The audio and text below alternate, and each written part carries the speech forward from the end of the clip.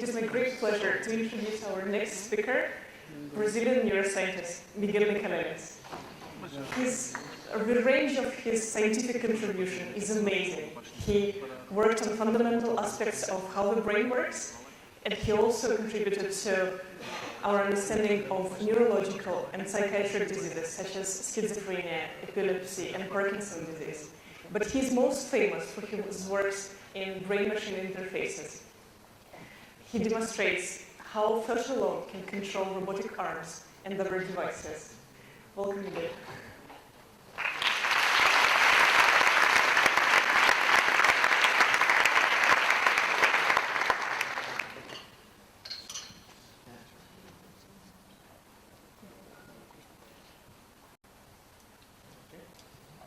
Boa noite. Well, it's in English. Sorry for a change. I had the Portuguese channel in color. It's a great pleasure to be here and to talk a little bit about the essence of what is to be human. Even though we are known as the species that produce tools, we never actually realize, as we just saw a minute ago, that actually as we learn during evolution to produce tools, tools become part of us.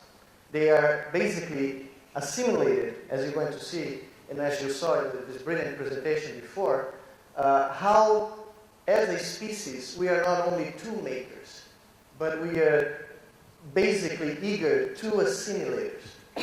And I will try to show to you that as we become proficient in using tools, these tools are incorporated by our brains as if they were extensions of the representations of our body that the brain contains. So, first I want to, right? Oh, okay. Should I send the image? Yeah, that maybe is the problem. No, I think it was the sending the image. Yeah, good. That helps. So, there are two definitions of a neuroscientist is. You can take the most romantic one, and you can take the most pragmatic one. I like the most romantic one. I tell my students that neuroscientists are like astronomers because they search a universe inside their heads that can be only compared to the universe above our heads. There are as many neurons in our heads as there are galaxies in the universe. So that's what we map. Well, my son likes that message.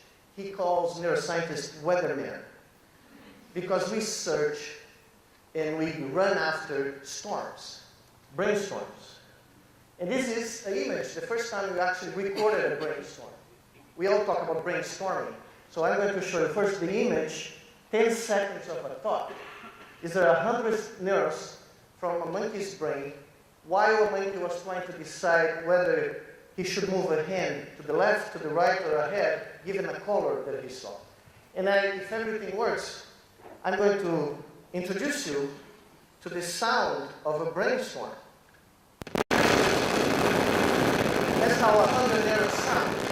The same son that called me a weatherman told me that this sounds like making popcorn on a microwave while you're listening to a badly tuned AM station. That's how he defined 30 years of my career. But embedded in this sound is everything that a human ever thought before us, now, and in the future. Every emotion, every memory, every plan, every desire, every love, every movement, every singing act, or every piece of poetry came from the same primordial storm. And the interesting thing today is that after 100 years, we can read these storms. We cannot read billions of neurons. We cannot read every galaxy that exists in our brain, but we can read a sample of them. And this, about a decade ago, became known after the work that my advisor, John Chaplin, and I did, as a brain-machine interface. Basically, we can implant sensors in brains and read up to 1,000 neurons, or the electrical signals produced by 1,000 neurons simultaneously, and in real time, meaning during the same a couple hundred seconds that it takes for you to imagine that you want to move your hand and actually move your hand. During that interval, we can actually read these signals, and transform these signals, extract from these signals the motor commands that these brainstorms are producing, transform them in digital signals, and broadcast them to artificial devices that can reproduce the voluntary motor wheel of this brain, either next to the brain or in the other side of the planet, at the same time scale that you would move your brain by thinking about moving it. So these brain-machine interfaces have triggered a very new area of research in neuroscience. And I'm going to show you just a couple examples and show you how this new industry called neuroengineering can actually, in the future, change us, not only, as we heard, not only people that lost some neurological functions due to disease or trauma of the central nervous system, but I'm very sure that in the future, enhance our ability to use brainstorms, to do things that we never imagined possible with the kind of bodies that we have. Because we are entering an age or a stage of our evolution, I think, in which, for the first time, our brains can actually be liberated from the physical limits of our bodies. The act of thinking will not anymore be limited by the actuators that nature endowed us with. We will be able to enact our thoughts in using tools that our brains create, that will actually become part of our existence, part of our ability to interact with the world and to interpret the world. So the first example I'd like to show, I showed this morning, is when we first described the brain-machine interface, we had monkeys learning to play video games, and they like to play video games like us. They are very competitive, very obsessive, compulsive about winning. And if you actually put a monkey in a video game setting, in a virtual reality room, and he starts using a joystick to move a cursor to place it inside of a particular target on the screen, he actually starts playing and getting it, particularly if you reward the monkey for each trial that is performed correctly with a drop of Brazilian orange juice. And as I said this morning, any monkey, including higher primates, will do anything for you for a drop of Brazilian orange juice. So take note of that. If you need to control a primate at home, orange juice will do it. So these guys start playing the video game, and as they do that, we are recording their brain activity up to 800 cells right now, but when we started, about 100, and we are sending these signals to computers. They are reading these brainstorms and extracting in about half a second the motor information needed for a robotic device to reproduce the kind of movements that the animal does to actually play the game. And after a month of this, since the robot sends a signal to the screen that allows the monkey to see how well the robotic arm is performing compared to its own arm, we play a Latin American trick with our monkeys. We take away the robotic arm without telling the monkey. And we turn on the brain-machine interface, and now, to play the game and earn the orange juice, the monkey cannot anymore use its own body, because the body is no longer connected to anything that can move the cursor. The robotic arm can move the cursor, but this robotic arm has to be moved by thinking, by the monkey's thinking. So at that point, we discovered that without any warning, without any instruction, the monkeys just relax their muscles, and they start imagining the movement they have to make. And they're able to control these robotic arms to actually play the cursor inside the target and earn the juice, the orange juice, by performing something that in the country I come from would be paradise, earning a free lunch without moving a muscle. That's the dream of every Brazilian, and I have several in the audience that can confirm that, right? So let me show you this sequence of what happens in the first time monkeys actually got this idea and performed this trick. So this is Aurora, our favorite monkey, the first monkey to actually do this. And she's playing the video game, as I told you, with the joystick, and she's pretty quick. And as a good primate, she's trying to cheat, as you can see. Before this circle appears, she's trying to guess what he's going to do because she wants to drink the juice that is being delivered to her every time she puts the cursor inside the target. But when the target appears, she has to create a very quick trajectory, and it goes and hit it and get a reward.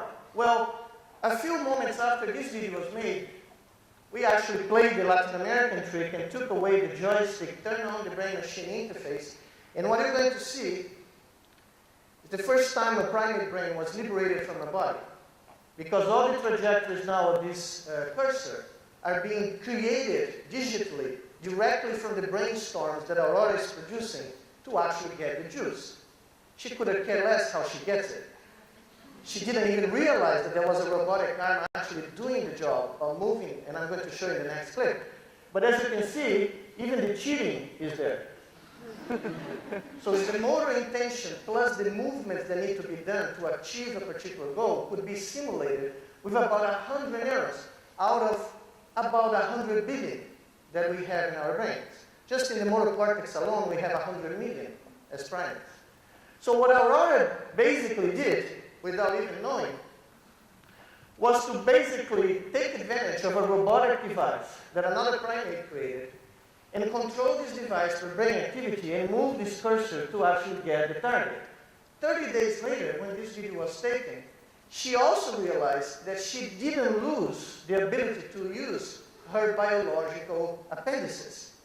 Her upper limbs were functional.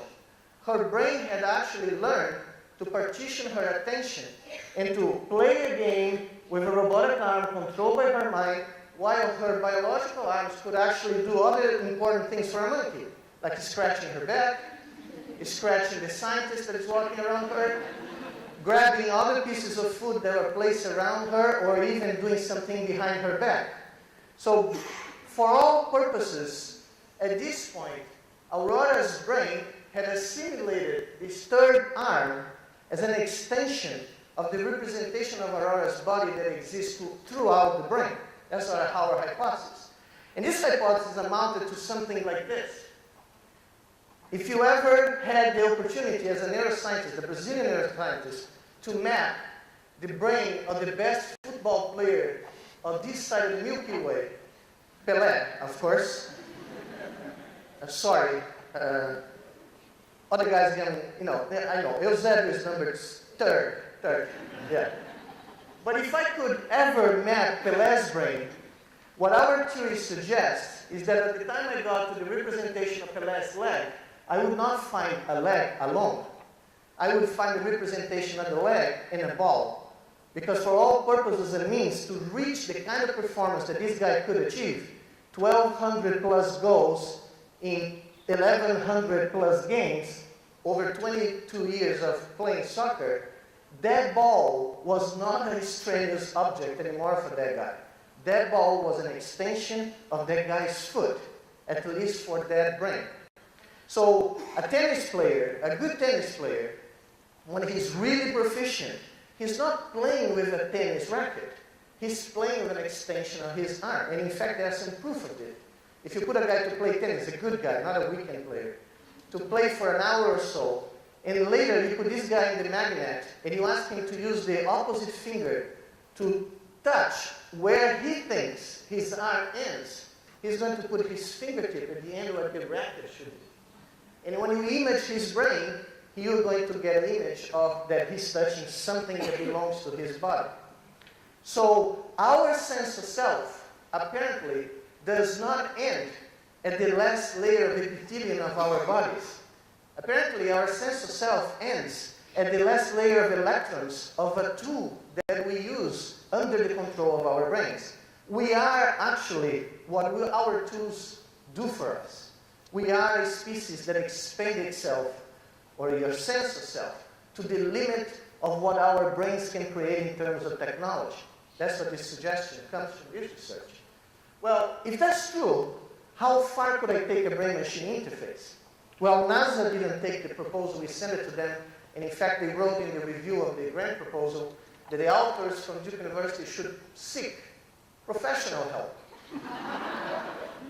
Real professional help.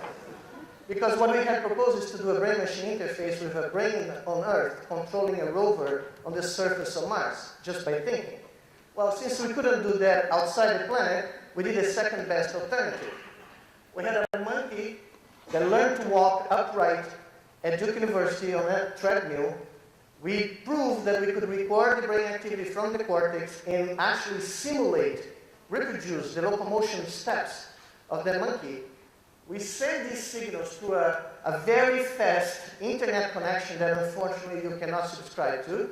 This is a proprietary to Gordon Schenck that was then at Kyoto University, at ATI Laboratories at Kyoto, and now is a Technical University of Munich.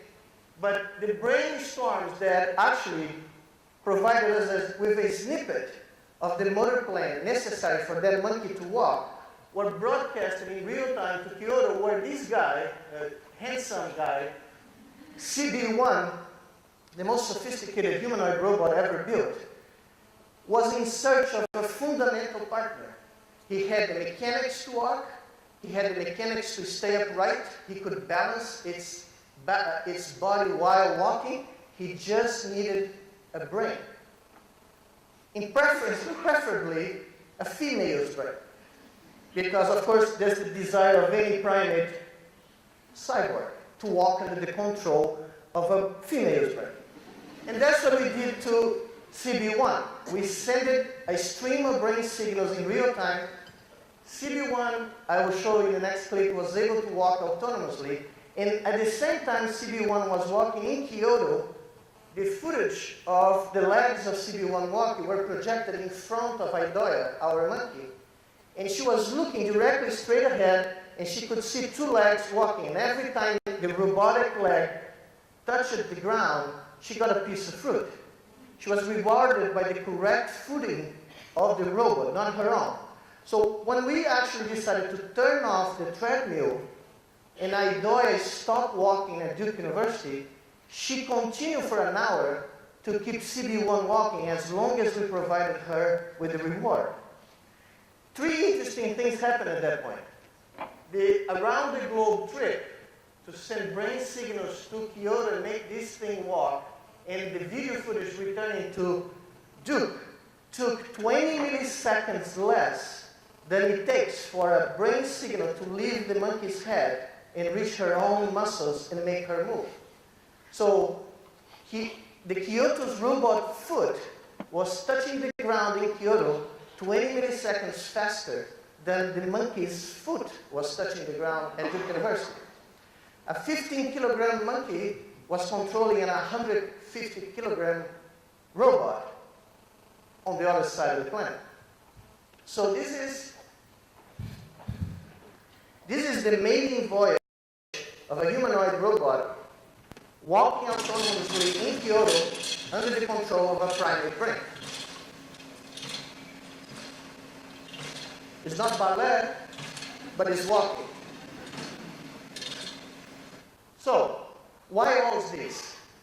One of the adventures that this brain-machines interface open, in addition to probing the brain and trying to explain the fundamental principles that govern how large brain circuits operate, is represented in this idea that we published about 12 years ago called a cortical neuroprosthetic device. The idea here is when you lose or you have a particular lesion of the central nervous system, like a spinal cord lesion, the brain continues to generate these programs, these brainstorms, these motor commands, but because of the interruption of these fibers that take this program to the spinal cord, the programs cannot be enacted anymore.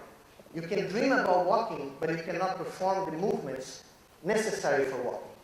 So our idea is to actually create a prosthetic device, a neuroprosthetic device that continuously reads the thinking necessary for walking and moving the entire body, bypass the lesion through a computational interface like what you saw here, and actually feeds into a whole robotic suit called an exoskeleton that a person could wear from the neck down, and so this person could resume to walk autonomously into the world by thinking about moving a body that is no longer the biological body that she was born, or he was born with, but a robotic suit that will be assimilated by the brain as the new body of this subject.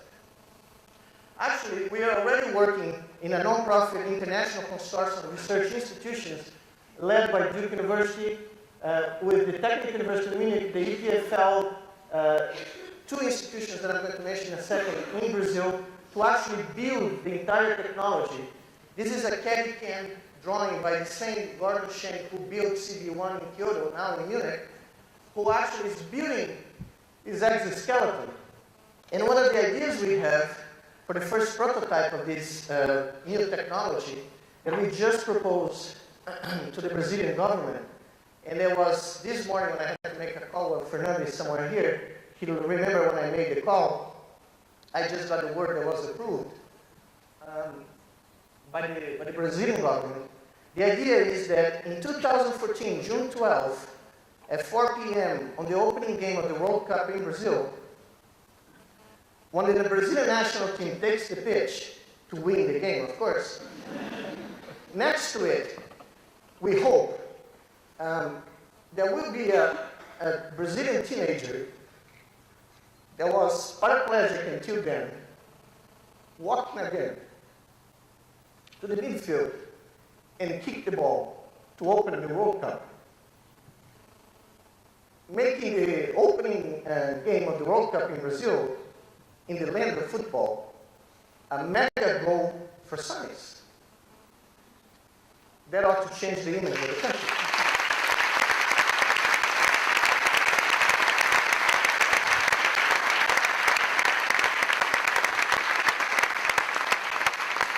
To do that, we are going to build a simulator, a virtual reality simulator for patients using a technology called magnetoencephalography that will allow actually the patients, before they wear exoskeleton, to train their brains to control a body avatar, a whole body computational avatar.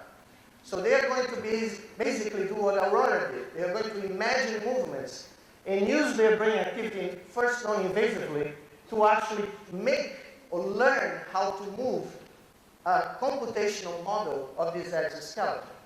I just brought to you the first version of a test of a mock-up of this exoskeleton. This is still using pneumatic actuators, but in reality we are going to use fast hydraulic actuators to get enough force. This is a monkey that was trained to stand still while we got the actuators to reproduce a locomotion stepping sequence. And we just realized that we can do that. We can do that using a variety of algorithms. That was a piece of mango that the monkey dropped while I was getting the reward for doing this stuff. I want to show you that, and I'll be brief because I want to show you the entire implication of this for Brazil. Because in reality, we are going to do this in Brazil not only for the opening of the World Cup. We are going to do this in Brazil to create a completely different way of doing science. And I'm going to spend 5 minutes to show this project that we have there. But I want to show that as we are doing all this research on a particular direction, we stumble by accident on a discovery that may be equally important. We are reporting on repost that was in our lab. We acquired some transgenic mice that could actually express the symptoms of a disease that you probably know called Parkinson's disease.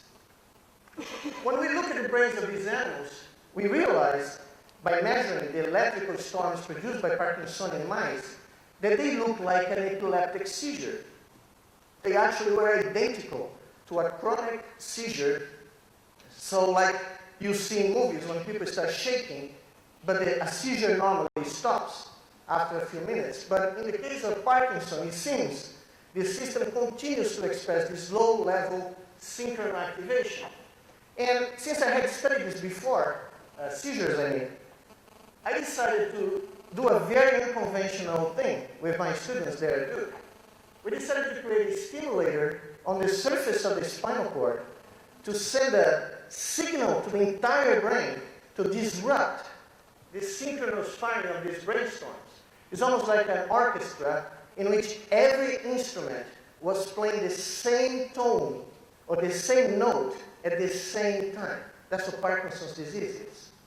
So we send a signal to the entire brain, and we disrupted these seizures. And the effect, you can see here. This is a Parkinsonian mouse who wants to drink water, but it cannot actually walk this small distance to this place here, this spout where water is going to be delivered, because it has Parkinson's. It has lost 80% of the dopamine in the brain, and it cannot move. It's akinetic. So when this clock in 9 seconds goes to 550, we are going to start sending a continuous message to the spinal cord that reaches the entire brain and basically says, neurons, get out of phase. Stop firing at the same time. And that's what happens. When you disrupt that synchronous firing instantaneously, the animal starts moving. And he can drink water, and as long as we're stimulating the spinal cord, he will do that. This is a very superficial intervention, very non-invasively. It can be done in the future at very low cost, and it could replace a procedure, a surgical procedure called deep brain stimulation, that today costs $150,000 for a patient to do. This would be $5,000 to do. Well, we took this idea further, went to Brazil, and got a Brazilian marmoset, Brazilian monkey, to become Parkinsonian. We implanted the same stimulating electrode, used the same frequency of stimulation, and when you see the orange light going on, you're going to see the effect. It's the same effect of the rodents. The animal that was akinetic becomes a Brazilian marmoset again. And he's trying to get the fruit that is on top of the cage by climbing through these plexiglass stairs that you see here. And he's in the dark, he's trying to find a release, but now he can actually move. Well, last November, I was in Paris for a meeting, and a neurosurgeon from the outskirts of Paris came to me and said, you know, we had a patient, they had a spinal cord stimulator, and after 10 years, the battery of that stimulator went off. This was implanted for chronic back pain. Didn't help much with the chronic back pain, but the day the battery went off, this patient called the hospital and said, I cannot move. I'm shaking like crazy and I cannot get out of bed. I'm actually with something funny. Well, the doctors went there and diagnosed very severe case of Parkinson's disease. And the next thing they did was to change the battery of the spinal cord stimulator. This is the patient when the battery went off, and this is the patient when they changed the battery. And you can see that the tremor is pretty much gone. The subject can now flex and move and coordinate the fingers. And more important than that, it can walk. It can stand up much faster. And it can actually do a lot of movements that it could not do before when it was not being stimulated in the spinal cord. So just by accident, by developing technology for the brain-machine interface that I showed before to you, we got to this discovery that may actually be a complete non- or semi-invasive therapy for Parkinson's disease. Something that is probably, if it works in more patients, and it proves to be as safe as it seems to be in this patient, could be a complete big deal for this disease. Well, I want to show you that we should not have prejudices because there are cyborgs with whiskers too. So after I saw your talk, I was just looking at my library, and this morning I presented this in the seminar. I wanted to show you that our cousins, rodents, also can experience different sensory modalities than they were born with the capability of doing. So if you get a rodent, and the only reason we can do that is because, and the only reason of all these things that I'm showing to you can work, is because our brains are so plastic that throughout our lives we can learn new things. So the old Brazilian saying that an old dog cannot learn a new trick is a lie. We can, and our cousin mammals can also do. So this is a rat that basically receives an infrared sensor implant on the frontal bone, and I'm not giving you ideas, okay? And this guy was put out to live in a universe where everything that matters is coded in infrared light. This sensor sent a wire to the tactile cortex of this animal, meaning this animal was receiving a transduction of the light signal, the infrared light signal, directly into the touch cortex, the part of the brain that codes for touch of the skin. So we actually made these animals feel light, not to see light, because rats cannot detect infrared light with their retinas. And the result is in the next slide. After 2 months of training, these animals can actually find sources of water in an infrared world just by scanning the environment and feeling where the source of light is. I don't know if I connected the sound here. Oh, it's not working. But can you see the light here appearing? There is a sound that goes, I don't know if you can try to turn the volume on because it was working before.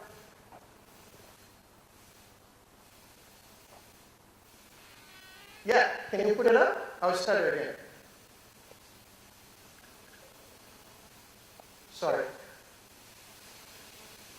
Let's try.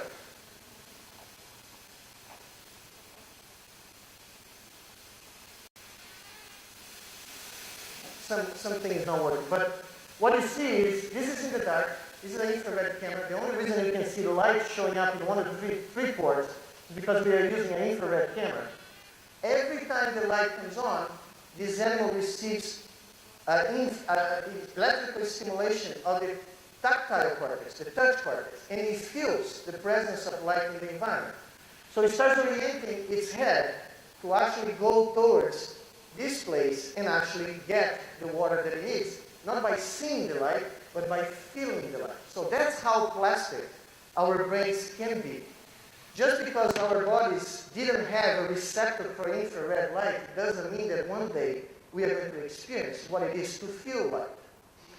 So all of these ideas, as I said, are going to converge and produce a variety of applications, and will change our experience of being human. And I wanted to show you the place where I want to develop these ideas further, to the limit. And you'll be surprised, because this place is not in North America. It's in the northeast corner of Brazil. Actually, this is the closest point to Portugal that we have. So you're welcome to come and spend some euros there. So we decided to actually take these ideas to Brazil and create an institute that is different from anything that you have seen, because here what we want to do is to use science and the scientific method as an agent of social transformation. You know, everybody talks about using science to make money. Well, it's not bad, but we use science in a different thing. We want to use science here, and I run out of battery too, to basically, through the creation of this institute, the International Institute of Neuroscience of Natal, Edmund and Lily Safra, that we put it in this place, in the outskirts of Natal, a city of about 1 million people. This is Macaíba. This is 60,000 people, a little dormitory city, one of the worst human development indices of the entire Brazil. Really bad. And we decided that we would take a state-of-the-art neuroscience institute to this place that is in the middle of nowhere to actually try to develop a complete new concept of how you can create a science city. In fact, soon after we got here, I got power again, we stimulated the local capitalism. The local entrepreneurs, when they discovered the scientists were coming to this place, a God forbidden place, the day after the announcement was made on television, a bar opened here. And I went to the guy, and I said, look, what are you doing here? This is in the middle of a highway, in a farm, in the middle of nothing. He said, did you hear the news last night? I said, which news? Well, there's a bunch of scientists that are going to come and do something here. Don't you know that? I said, well, I know that. He said, well, that explains. These guys drink a lot. He's still there 10 years later, so it may have paid off. So we went in this farm and we started building infrastructure. This is our primary neuroscience center. We build laboratories like laboratories that you all knew. That's nothing new about that. What is new is that we didn't want this institute to be constrained into the walls of these laboratories. We took neuroscience to the community around it in two major ways. First, you probably know by the work of Heckman and collaborators, this is a Nobel winner in economics, that the largest return you can have in public policies, in any public policy, is investment on the prenatal and the immediate postnatal life of people. So if you invest $1 in the first 3 years of life, including the prenatal life of a child, your return is $10 average. So there's nothing better that beats that kind of thing. So we decided to get neuroscientists and educators and create a program on neuroeducation. It's called Education for Life.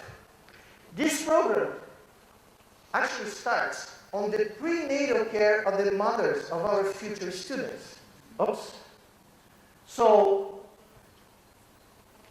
here we built a women's center that today is responsible for the only prenatal appointments in the region, 12,000 appointments a year. So we actually start tracking our future students intrauterus. And we guarantee that these guys are born with the full neurobiological potential that they may have, because that is the major mega secret for these people to reach the only thing that matters, their own integral happiness. So once they're here, they're going to start attending a full-time school that starts at birth and goes all the way to the end of high school. To actually create the curriculum of this school that we will open next year, we took 1,000 kids in the outskirts of Natal and in Macaíba, the city where we're building this campus of the brain, and we put them on a science education curriculum on the opposite turn of the public schooling that they have every day. We took them to a school that they call an entertainment park, because everything there about science is taught by experimentation. They do experiments continuously in the best laboratories that you can build for child science education in the middle of nowhere, Macaíba, Rio Grande do Norte. Remember that name. So this is our clinic. This is where the mothers are seen, and the mothers became the stakeholders of this project. They are our partners.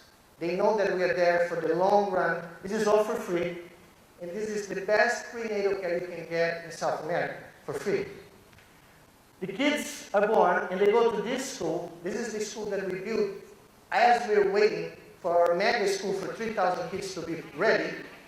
And we put these kids on this school.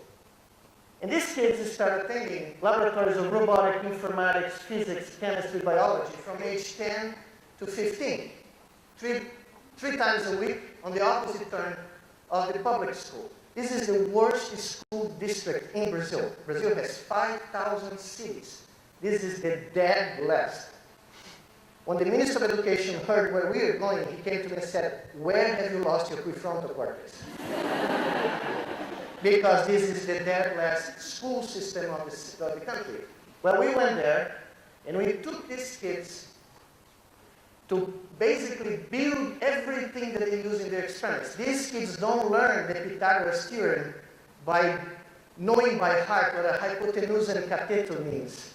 They actually derive the theorem by building the triangles and actually measuring this thing. They build circuits, they build robots, they start doing everything that we scientists do, like turning off the screen. I was told that these kids will never be able to build robots at age 10 in Macaíba, Rio Grande do Norte, while they're participating in National Olympics now.